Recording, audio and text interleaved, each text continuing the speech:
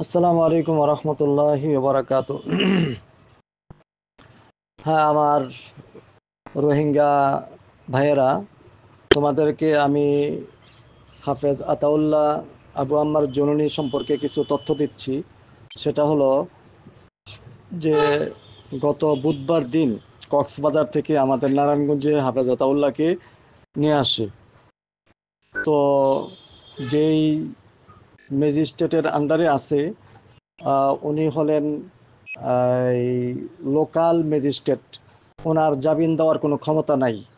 তো আমরা সুপ্রিম কোর্টের যে বিচারপতি আছে, সর্বোচ্চ আদালত, সর্বোচ্চ ব্যক্তিত্ব এবং সর্বোচ্চ যিনি এই জামিন দেওয়ার ক্ষমতা রাখে, তিনার কাছে আমরা আহ, গিয়েছিলাম গত শুক্রবার দিন সকালে গিয়েছি। তো উনি আমাদেরকে বলছে যে আমার তো সময় নেই, আপনারা জুমার নামাজ মসজিদে পড়েন, আমি আপনাদের সাথে কথা বলবো।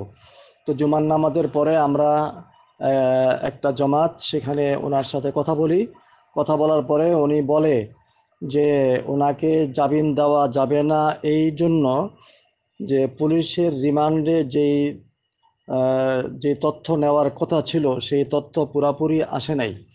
এবং পুলিশ যেই তথ্য দিয়েছে এই তথ্যের আলোকে এটাও লেখা হয়েছে যে আবু আম্মার জননীকে এখন জামিন দেওয়া যাবে না এই জন্য যে বিচার বিধি এখনো শেষ হয় নাই।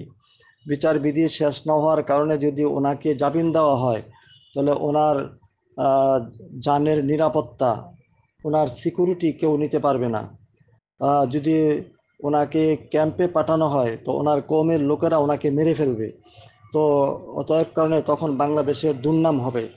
ওনার বিচার কার্য শেষ হওয়ার পরে উনি যদি নির্দোষ হয়, তাইলে ওনাকে ওনার নিরাপত্তা যেখানে আছে সেখানে পৌঁছাই দেবে।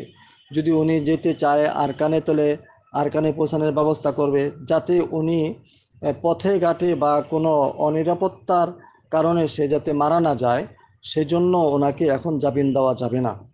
তবে ওনার বিচার বিধি খুব দ্রুত করা হবে।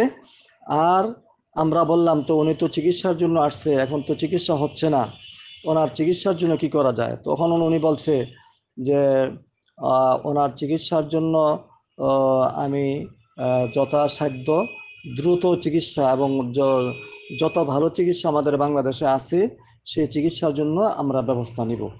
এতটুক কথা আমরা বিচারপতির সাথে কথা বলি গতকাল আসছি। আর উনি এখন বর্তমানে নারায়ণগঞ্জ 3 নম্বর সেলে আছে। এখানে কাউকে যাইতে দেয় না, কারোর সাথে দেখা করতে দেয় না।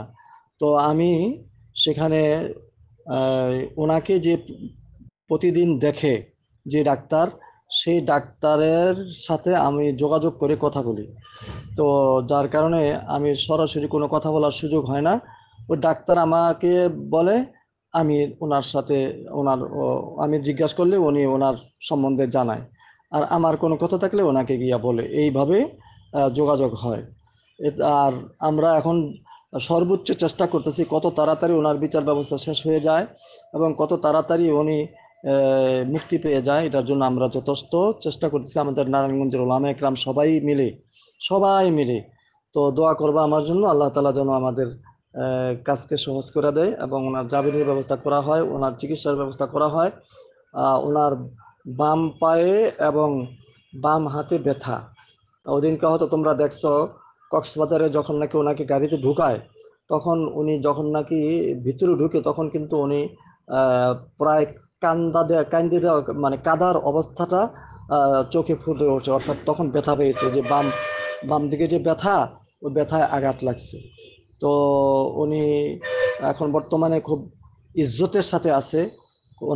ওনার ওনাকে সাধারণ কয়েদিদের সাথে রাখে না। উনি একজন ভিআইপি, এমপি, মিনিস্টার, বড় বড় পদের যারা যেরকম যেই জেলে যেরকমভাবে থাকে, ওনাকে ওরকম শান্তিতে রাখছে। কোনো কোনো টেনশন নেই, কোনো চিন্তা নাই। উনি এখানে নিরাপত্তার সাথে আছে। এখন দোয়া করো যত তাড়াতাড়ি ওনার জামিনের ব্যবস্থা করা যায়।